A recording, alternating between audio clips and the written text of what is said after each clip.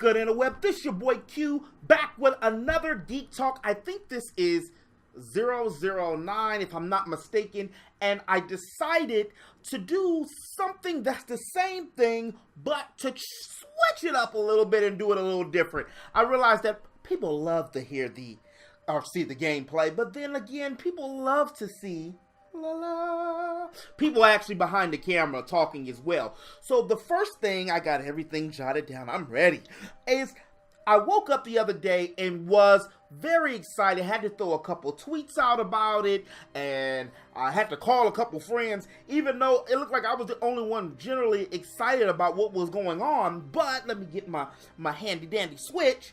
I woke up, and as you can see, well, you probably can't see because you know how things are, it's the glare, but Hulu was on my Switch, and I looked and I was like, well, damn, happy early Switchmas to me, because now I've been catching up on TV shows and series that just laying in the bed or talking on the phone or just chilling out or watching something else while I'm able to watch something else.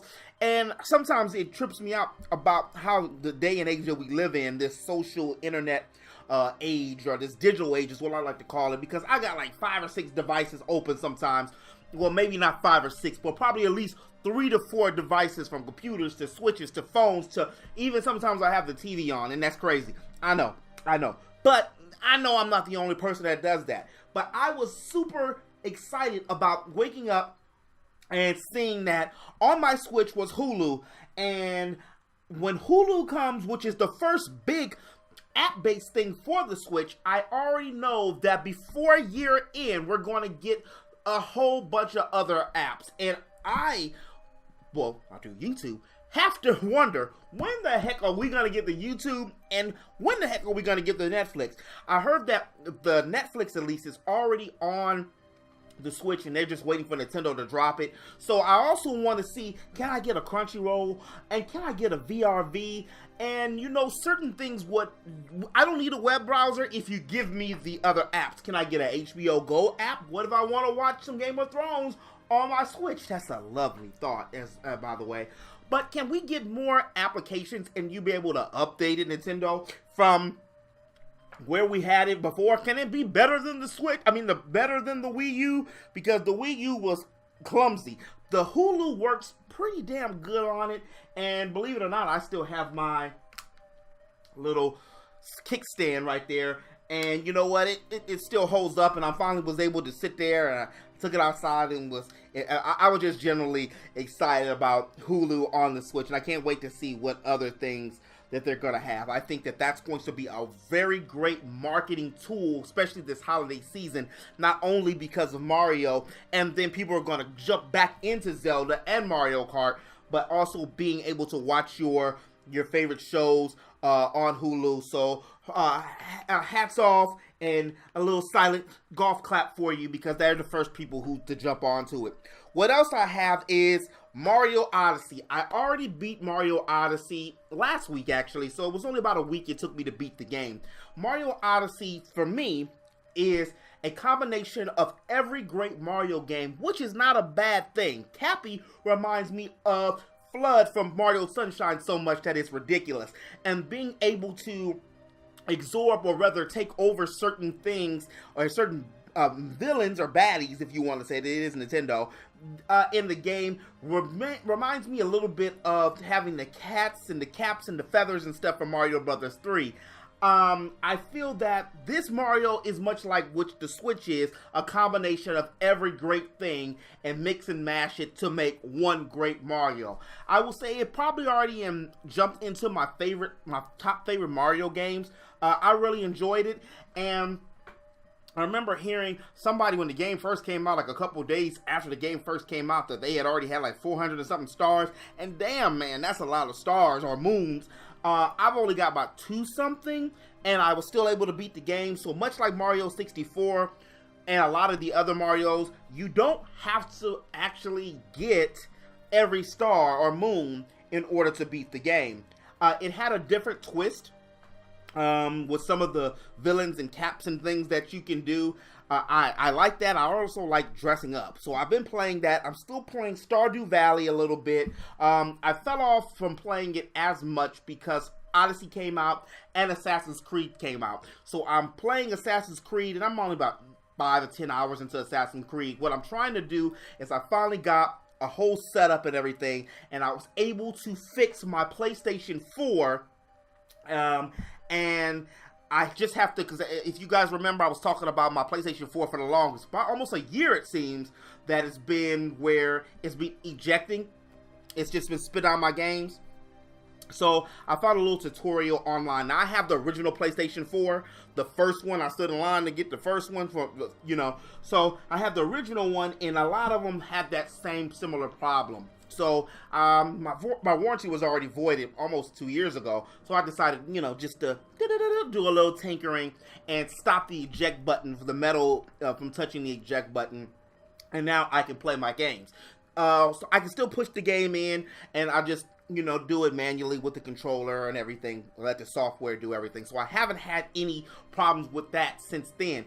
That would have been a great thing when I was playing Persona 5, because I had so much difficulty playing Persona 5 and be stuck somewhere where it was no automatic save, or stuck somewhere where there was no save, and then the game would just spit out. And I had even tried every kind of technique, from screwing the little screw on the side, cleaning out the PlayStation, taking stuff and sticking stuff on top of the PlayStation, which worked how I was able to beat Persona.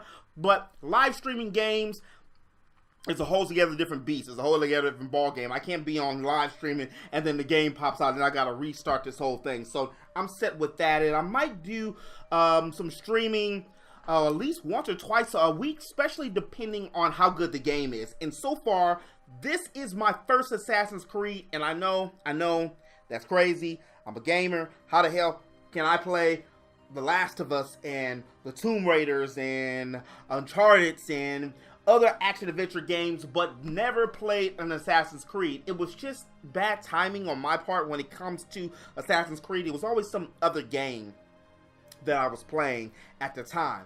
Also, staying with video games, which is very exciting, Noctis is now going to be a DLC for Tekken 7.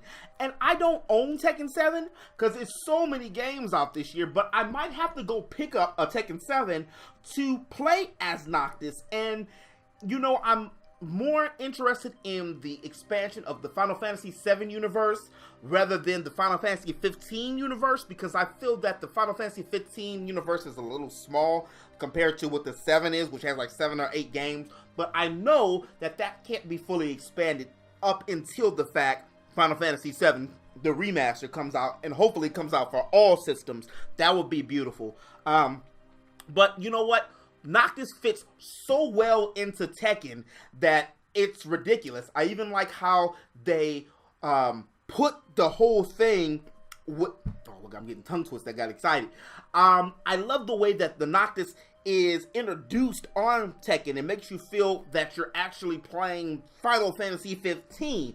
And it's just a godsend for video games to see two big companies being able to collaborate like that. And I'm interested to see what else comes. This reminds me of back in the day when GameCube had the exclusive rights to, just at the time, just Namco, Soul Calibur 2, and they had Link, and then they decided, hey, you know, we can make money on PlayStation and we can make money on Xbox. And I remember when Hitachi was on the PlayStation version, and then Spawn, which always was to me, because I always felt that Xbox was green and Master Chief was green. He had green armor. Why didn't you put Master Chief on Soul Calibur? I'm not sure if Bungie wanted to do it at the time or what the deal was, but I thought out of the three, the Xbox one was the least popular one, especially because of the fact Spawn.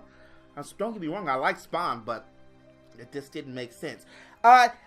Speaking of Xbox, the Xbox X launch came out, and about a week or so ago, and the launch hit, and a lot of people bought the Xbox One X. However, just from knowing video games and being around in industries and stuff, it had kind of like a lackluster launch. I mean, a lot of people felt the same way about the Xbox One X that they felt about the Nintendo Wii, the Wii U. Well, not as much as the Wii U, please forgive me, sorry. But is because, do you really need another $500 system just, right now? Honestly, to be honest, do we really need the PlayStation Pro just yet? We could have waited to PlayStation 5 next year. We could even waited for the Xbox One X next year. But, because I still feel that it's not going to be at least into 2 or maybe 3 years until 4K is in everybody's household, kind of like how the HD TVs are, or when HD and plasma and LED took over from tube TVs.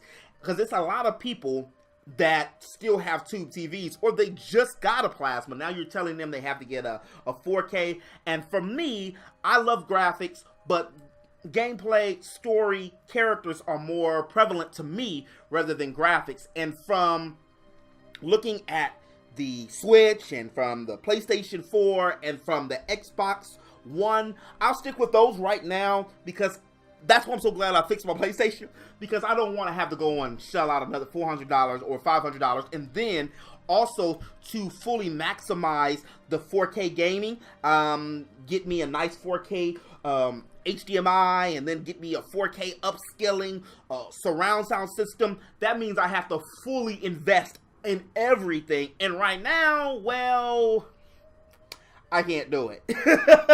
So, I'm gonna wait. Plus, I was speaking to somebody about this. I went to Best Buy, and I was talking to this guy. We were talking about the Xbox One X, and my biggest thing is, I say this all the time, is you never buy a video game system for the hardware. Never. You buy a video game system based on the games that you want to play. I mean, controller functionality has a lot to do with it, and if you have some add-ons and Blu-ray things, but now pretty much everything has some kind of player, or everything is streaming now. So I guess it's really going to come to the preference of what controllers you like. But for me, Xbox One X right now doesn't have any games. When they come out with some games, maybe Crackdown 3 finally, or Scalebound, which is like a off and on high school relationship. They're gonna make it, then they're not gonna make it. They're gonna make it, then they're not gonna make it. I really hope they make it, and that could be a system seller. I don't think Halo's going to save it.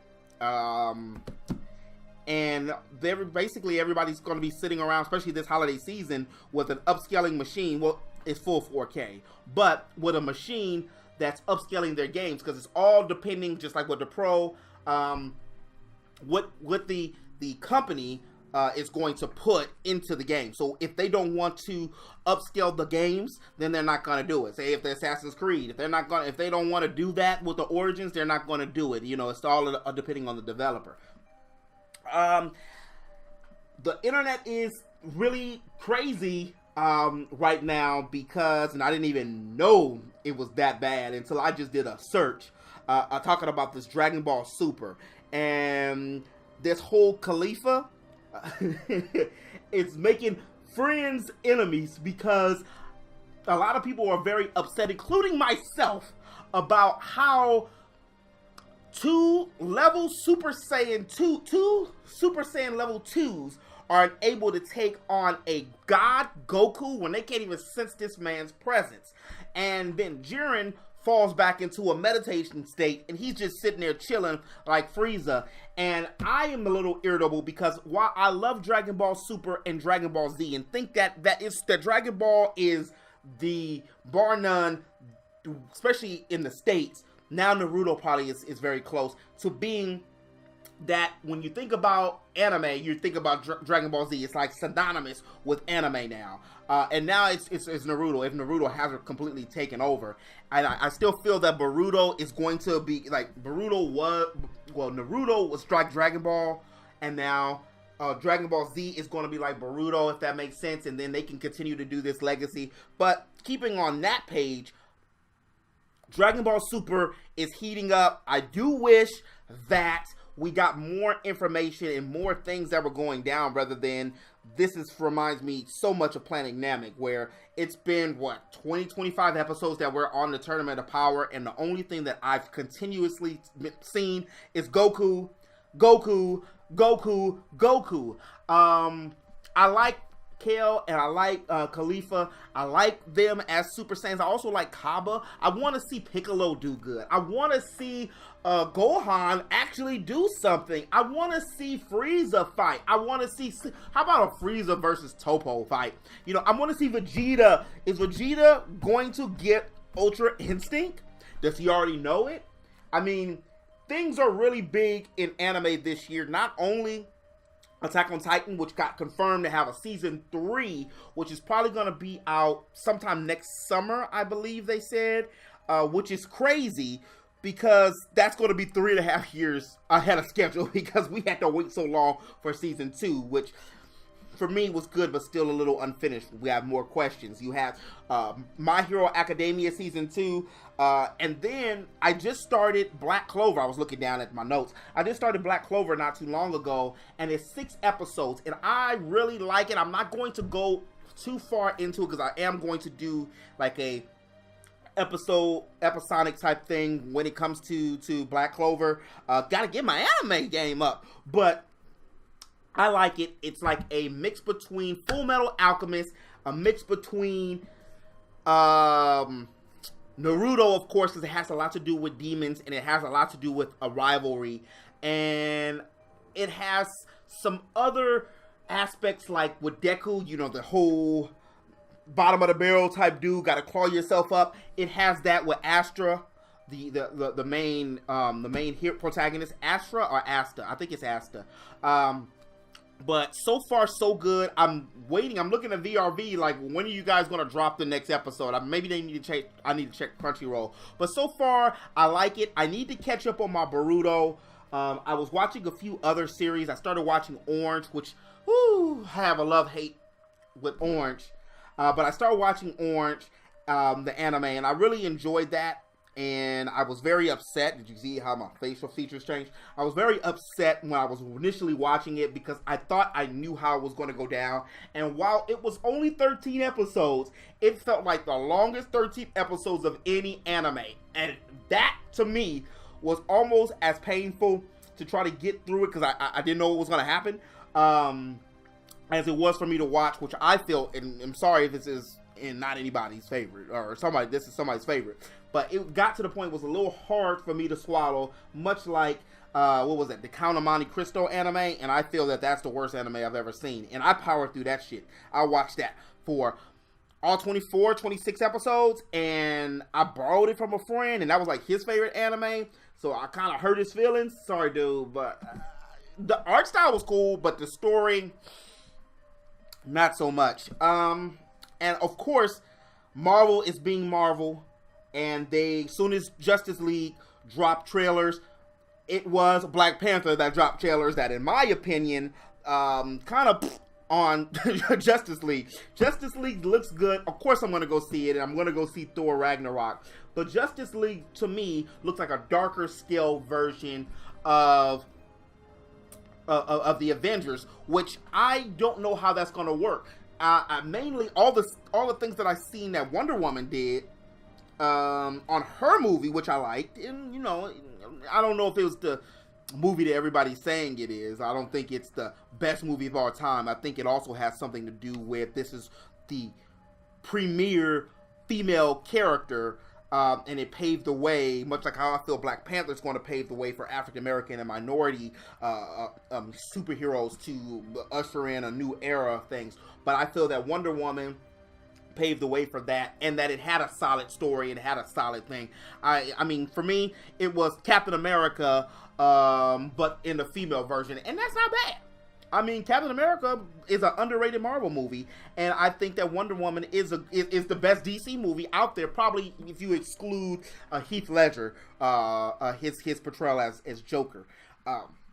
But I'm excited about seeing that. I hope that DC proves me wrong. I hope that they prove me wrong. It just seems like a lot of generic things are going on when it comes to Justice League. But of course, I'm still going to go see it. And of course, Star Wars is out. give a shout out to my boy John Boyega. He's out there grinding, dancing, living life. I just wish he could be a Jedi, but I know that's not going to happen. But this has been your boy Q, your friendly neighborhood geek, and I think I'm going to start doing this for now, doing my geek talks and my little rants and ramblings and stuff behind the camera rather than the other way, because I did have the gameplay, and you know, that was cool, but I want to get a little more personal with y'all. And if you did like this video, please hit that like button. You know, it really helps me out and I appreciate it. And also hit that subscribe button to stay up to date on not only gaming, not only anime, not only entertainment, but all things geek. And until next time, peace. That was supposed to be the solar flare. TN's move. No? Okay.